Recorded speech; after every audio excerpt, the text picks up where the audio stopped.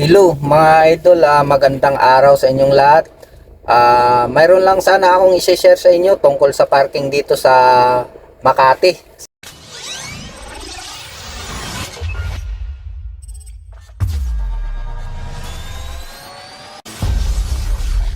Sa may Amor Solo banda.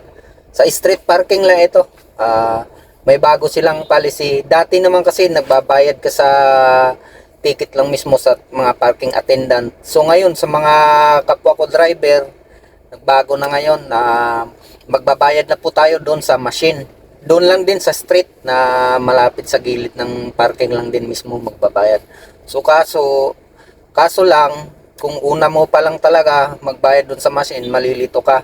Pero huwag kayong mag-alala mga idol, mayroon naman mga parking attendant na nagtuturo, mag-a-assist sa inyo kung paano ang step by step na para magbayad. Paalala lang pala mga idol, bago kayo magbayad, ang pinaka-importante dito ay mayroon kayong exact amount.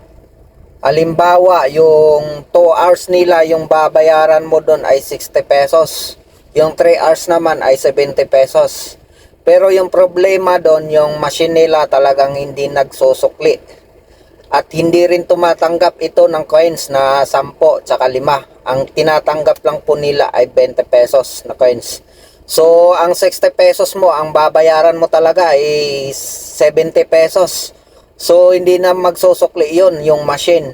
Halimbawa, magparking ka ulit, same plate, ikakaltas yung 10. Bali yung babayaran mo sa 2 hours na parking mo sa susunod ay 50 na lang.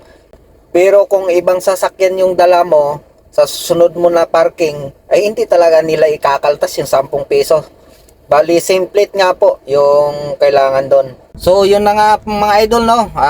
Magbabayad na tayo. Punta tayo dun.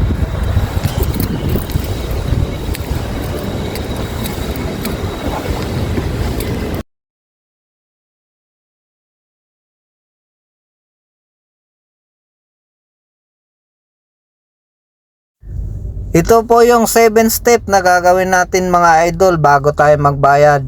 Step 1, identify your parking slot number on the curb of the road. Doon yan mismo makikita natin sa pwesto ng pinarkingan natin mga idol.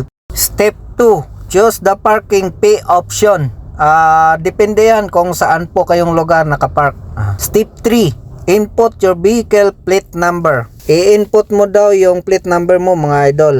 Step 4, select your vehicle type. 4 wheels ba, 2 wheels, or oversize. Step 5, input your slot number. Yun kanina idol, yung saan nakapark yung sasakyan mo, nandun po yung slot number natin. Step 6, yun na nga po mga idol, yung magulog ka ng pera doon sa slot machine. Step 7, yun na nga po mga idol, yun mag-aantay na po tayo ng resibo natin sa ating binayad. So yan lang mga idol, tapos na tayong magbayad. Yan. Yun lang mga idol, sana kahit kunti makatulong po sa inyo.